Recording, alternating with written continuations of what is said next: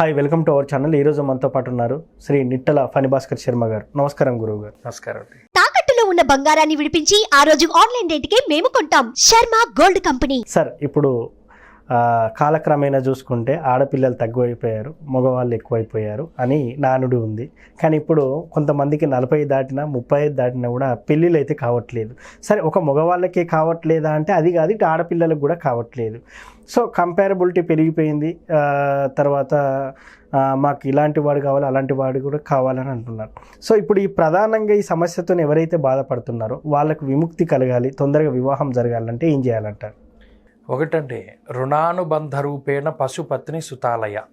ఒక భార్య కానీ భర్త కానీ రావాలన్నా, అలాగే మన దగ్గర పెరిగేటువంటి జంతువులు, మనం ఉండేటువంటి భూమి, అలాగే మనం ఉండేటువంటి నివాస ప్రాంతం, ఇవన్నీ కూడా రుణానుబంధంతో కూడి ఉన్నటువంటివి ఉంటాయి. ఇప్పుడు జాతకంలో ప్రధానంగా ఏంటి, వివాహం కానటువంటి వారి సంఖ్య ఎక్కువైపోతుంది అని చెప్పి మీరు అన్నారు. నిజానికి 18 ఏళ్లకి వివాహం అయ్యేటువంటి వారు లేకపోలేదు, అలాగే 20 ఏళ్లకి కొంతమందికి వివాహం అవుతూ ఉన్నది. దీనికి కారణం అసలు వివాహం అనేటువంటి విషయమే జాతకానికి సంబంధించినటువంటిది. వారి యొక్క సప్తమ, ద్వితీయ, పంచమ స్థానాదుల్లో ఏదైనా ఇబ్బందికరమైనటువంటి పరిస్థితులు ఉంటే వారికి వివాహం అనేటువంటిది ఆలస్యం అవుతూ ఉంటుంది జాతక పరంగా చూసుకున్నప్పుడు. నిజానికి ఈ కలియుగంలో ఏమైపోయింది అంటే, భర్త అనేటువంటి వాడు ఒక గౌరవప్రదమైనటువంటి స్థానంలో ఉండేటువంటి వ్యక్తి. చాలామంది మీకు గతంలో చూస్తే సినిమాల్లో కానీ భర్తే ప్రత్యక్ష దైవము అంటారు. ఎస్, ఇప్పుడు అటువంటిది ఏం లేదు. మేము సమానమే అన్నారు, కరెక్టే. ఇప్పుడు ఆడవారైనా మగవారైనా ఎవరైనా సమానమే. కానీ మగవారికి ప్రత్యేకించి కొన్ని రకాలైనటువంటి కర్మలు చెప్పబడ్డాయి, ఆడవారికి ప్రత్యేకించి కొన్ని రకాలైనటువంటి కర్మలు చెప్పబడ్డాయి. ఉదాహరణ, వేదాధ్యయనం కానీ, లేకపోతే ఉపాసనా క్రమం కానీ, లేకపోతే ఈ మిగతా పంచదశ కర్మల్లో ప్రధానంగా ఏది చెప్పినా మగవాడిని ఆధారితంగా చేసుకొని చెప్పారు. అయితే స్త్రీ లేనిదే వాళ్ళ లోకం లేదు కదా. ఆమె తల్లి పాత్ర పోషించకపోతే అసలు ఈ లోకంలో మనుగడ అనేటువంటిదే లేదు, ఇంకో జీవి పుట్టడం అనేటువంటిదే ఉండదు. మరి అటువంటి వారికి కొన్ని విధి విధానాలు చెప్పబడ్డాయి. వారు వేదాధ్యయనం చేయకూడదన్నారు. ఎందుకు స్త్రీలు వేదాధ్యయనం చేయకూడదన్నారంటే, ఆ వేద మంత్రాలు చదివేటప్పుడు అనుదాత్త ఉదాత్త స్వరితాలని కొన్ని ఉంటాయి.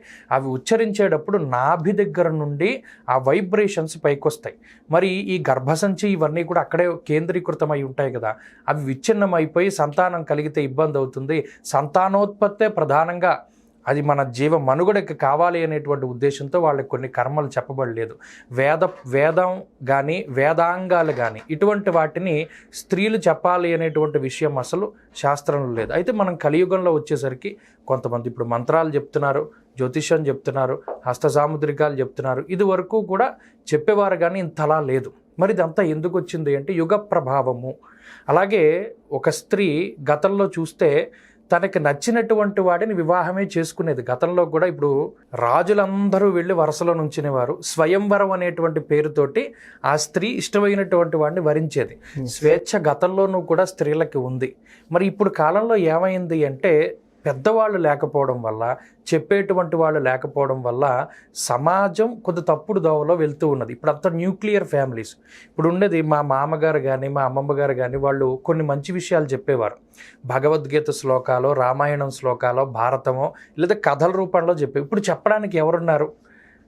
పెద్దవాళ్ళ దగ్గర వీళ్ళు లేరు. కొంతమంది ఇక్కడ నుండి వేరే దేశాలకి వలస వెళ్ళిపోయారు. ఎందుకంటే సంపాదన మనకి ఇక్కడ లేదు, అక్కడ ఉంది కాబట్టి, అది వేరే విషయం. మరి ఈ చెప్పేటువంటి వాళ్ళు లేనప్పుడు కూడా వ్యవస్థ దెబ్బతింటూ ఉంటుంది.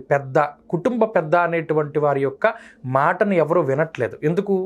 ఇవాళ గతంలో అంటే ఒకరే సంపాదించేవారు కుటుంబానికి, ఇవాళ ఇంటిల్లు 10 సంపాదిస్తున్నారు. ఆడ లేదు, మగ లేదు, చిన్న లేదు, పెద్ద లేదు, అందరూ యూట్యూబ్లో డబ్బు సంపాదిస్తున్నారు, ఉద్యోగాల్లో సంపాదిస్తున్నారు, వాళ్ళకు ఉండే స్కిల్స్ టాలెంట్లో సంపాదిస్తున్నారు. ఈ సంపాదన ఉండడం వల్ల వాళ్ళకి ఆర్థిక స్వేచ్ఛ ఉండి, మనకి మగాడు లేకపోయినా లేకపోతే మనకి సపోర్ట్ లేకపోయినా ఇండివిజువల్గానైనా మనం బతకచ్చు అనేటువంటి ఆలోచన పెరిగిపోయింది. కానీ ఇది తప్పు.